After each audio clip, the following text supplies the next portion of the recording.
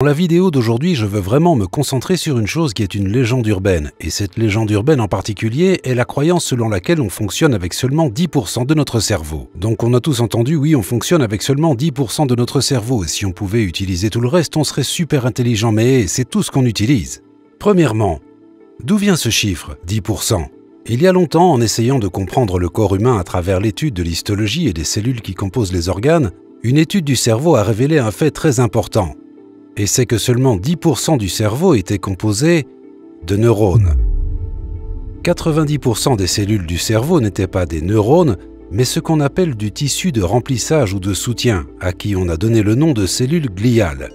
Ce qui est très intéressant à ce sujet, c'est que dans le cadre du principe du neurone, la théorie du neurone, on croyait que les neurones étaient les cellules fonctionnelles du cerveau, et les cellules gliales étaient là plus ou moins juste en soutien. Eh bien, par définition, cela veut juste dire que vous n'utilisez que 10% de votre cerveau parce que c'est tout ce que les neurones représentent dans le cerveau, 10%. Pendant longtemps, les cellules gliales, encore une fois, n'étaient considérées que comme un tissu conjonctif qui apportait un soutien physique et nutritionnel aux neurones. Mais ces dernières décennies, ce que nous avons commencé à constater, c'est qu'il y avait une incompréhension à l'égard des cellules gliales. Les cellules gliales sont en fait beaucoup plus importantes pour le fonctionnement des neurones qu'un simple soutien physique. Les cellules gliales peuvent inhiber ou activer les neurones. Les cellules gliales se connectent aux neurones. Les cellules gliales peuvent contrôler l'activité des neurones. Donc tout d'un coup, ces cellules gliales que l'on percevait comme des cellules passives dans le cerveau s'avèrent être, en réalité, fonctionnelles et elles intègrent la nature du fonctionnement du cerveau. Et une manière de voir ça avec une analogie simple. Imaginez que les neurones sont les noms dans une phrase et que les cellules gliales sont les verbes et les adjectifs et les adverbes, les compléments de tous les noms. Donc, les cellules gliales créent une image d'ensemble, donc les neurones sont comme un bonhomme allumette et quand vous ajoutez les cellules gliales, vous complétez la nature de l'être humain dans son ensemble. Donc les cellules gliales deviennent une partie intégrante et très fonctionnelle de toutes les activités neuronales. Donc le concept de la théorie du neurone qui disait « seuls les neurones sont impliqués dans le fonctionnement du système nerveux », il s'avère que les cellules gliales le sont aussi. Donc maintenant, on n'a pas affaire à 10% du cerveau, on a affaire à 100% du cerveau. Oui, vous avez accès à 100% de votre cerveau en tout temps. Mais cela signifie-t-il que nous utilisons vraiment tout le cerveau tout le temps?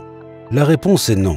Parce que ce que nous commençons à découvrir, c'est que lorsqu'on commence à vivre en reproduisant des schémas et des habitudes, ce qui se passe, c'est que nous activons seulement certaines connexions neuronales qui sont des connexions habituelles. Et par conséquent, ce sont les connexions qui sont privilégiées dans notre vie quotidienne. Mais si vous pouvez avoir une activité dans tout le cerveau, vous pouvez améliorer votre conscience et votre vigilance et votre capacité à contrôler votre vie.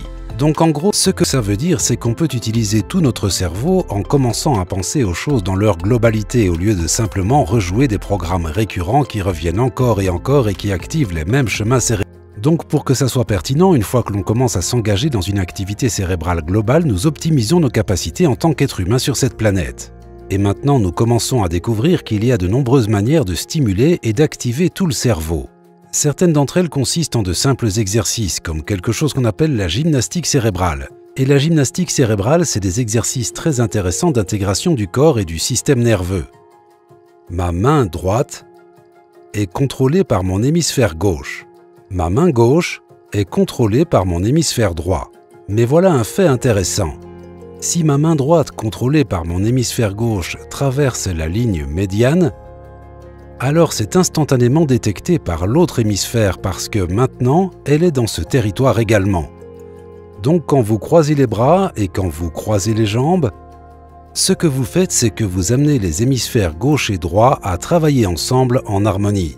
Lorsque l'on active la synchronisation du cerveau, que l'hémisphère gauche et droit fonctionnent ensemble simultanément, ça active une sorte de super apprentissage. Avec les deux hémisphères qui travaillent en symbiose, nous avons beaucoup plus des caractéristiques supérieures propres aux fonctions neuronales. Toutefois, après l'âge de 7 et 8 ans, on commence à exprimer ce qu'on appelle la dominance cérébrale. C'est-à-dire que durant la journée, on n'a pas de synchronisation des deux hémisphères. Durant la journée, c'est comme une forme ondulatoire. Parfois, on est plus dans l'hémisphère gauche, parfois on est plus dans le droit. Puis ça revient au gauche et encore au droit. De sorte qu'on sollicite un hémisphère à la fois. Ça s'appelle la dominance cérébrale, quand un hémisphère domine l'autre hémisphère. Eh bien, c'est pertinent parce que intégrer nos vies est très difficile avec la dominance cérébrale pour une raison qui est simple. Comme il a été suggéré, l'hémisphère gauche est basé sur la logique et les détails.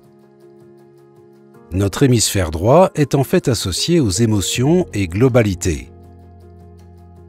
Cela devient très important parce que si vous n'observez qu'avec votre hémisphère gauche, alors toutes les choses logiques font sens, mais il n'y a pas d'aspect émotionnel. Et au contraire, si vous êtes dans l'hémisphère droit, vous serez touché émotionnellement, mais il n'y a plus de logique. Eh bien, c'est ce qui nous arrive sans cesse à partir de l'âge de 8 ans jusqu'à notre vie adulte. Si vous parvenez à synchroniser les deux hémisphères pour qu'ils coïncident, alors vous actionnez la logique et les émotions en même temps. Ça ouvre l'accès à des opportunités pour un super apprentissage où vous pouvez télécharger les informations très vite, très rapidement, mais ça ouvre aussi l'accès à tout un éventail de pensées qui inclut aussi bien une composante émotionnelle qu'une composante intellectuelle, ce qui est nécessaire pour avoir une vision globale. Donc si vous fonctionnez via la dominance cérébrale, vous négligez en fait une composante de votre système nerveux à ce moment-là.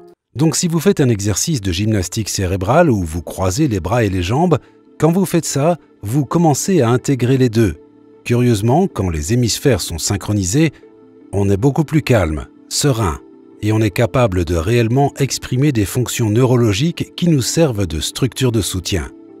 Et c'est pourquoi il est très intéressant quand vous rentrez chez vous et que vous vous détendez le soir, que parfois vous vous retrouviez avec les chevilles croisées assis sur votre chaise. Sans même savoir ce que vous faites, en croisant vos chevilles, vous actionnez en fait tout un processus cérébral. Donc, si vous êtes stressé par exemple dans la journée, ou vous voulez juste vous détendre à la maison le soir, croisez vos bras et vos jambes, actionne en fait les deux hémisphères, ce qui apaise le système, mais actionne tout un processus cérébral, donc vous devenez beaucoup plus efficace en étant détendu.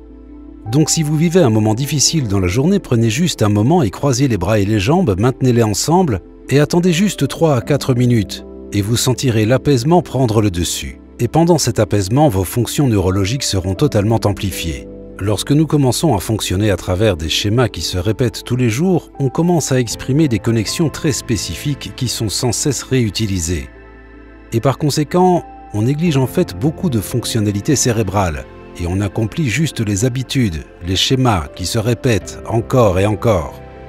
Donc en gros, ce que vous devez réellement comprendre, c'est ça. On peut utiliser 100% du cerveau, mais si on répète sans cesse les mêmes schémas, on n'a pas besoin d'utiliser 100% du cerveau. Donc, une remarque simple. J'aimerais juste vous suggérer que vous commencez à reconnaître que vous pouvez synchroniser vos hémisphères. Vous pouvez faire en sorte que les hémisphères gauche et droit fonctionnent ensemble et rester conscient. Vous utilisez 100% de l'activité cérébrale. Et quand vous faites ça, vous trouvez aussi que votre vie est plus simple, plus harmonieuse et plus saine. Parce que dès que vous utiliserez tout votre système nerveux, cela soutiendra votre vie et optimisera votre croissance. Et ça devient important. Donc ne croyez pas que vous n'utilisez que 10% de votre cerveau. Cette légende est fausse. Vous pouvez utiliser les 100%. Et c'est à votre portée.